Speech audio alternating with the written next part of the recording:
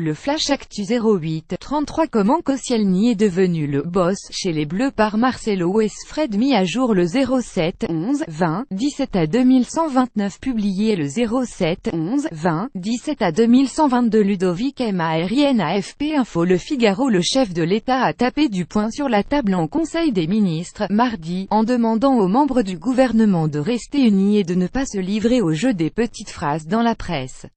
De mémoire de conseiller à l'Élysée, rarement Conseil des ministres n'aura duré aussi longtemps. À 13h40, un membre de la garde républicaine se met au garde à vous dans le vestibule du palais. La réunion autour du président de la République se termine. Les ministres sortent enfin. Les mines sont grises, tendues. Les photographes, qui ont patienté dans un froid glacial, désespèrent de ne pouvoir immortaliser les visages des membres du gouvernement. Ceux-ci préfèrent rester en retrait, en attendant que leur voiture se présente en bas du perron. Ne pas retomber dans les travers des quinquennats précédents. En fait, ce retard n'est pas seulement dû aux discussions sur la politique de la ville, ni aux communications sur les accords internationaux avec le Pérou et l'Équateur. Emmanuel Macron a aussi profité de ce rendez-vous au sommet pour un recadrage en bonne et due forme de son équipe.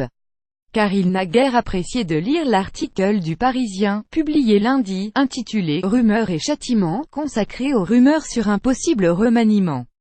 Dans ce journal, des propos peu amènes, prêtés à des proches du président, sont tenus sur Gérard Collomb, Brune Poirson, Bruno Le Maire et d'autres membres du gouvernement.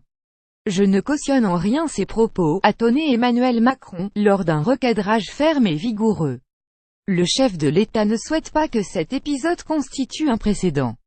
Le président a souligné qu'une cohésion de groupe s'était formée au sein du gouvernement et qu'il convenait de ne pas retomber dans les travers des quinquennats précédents.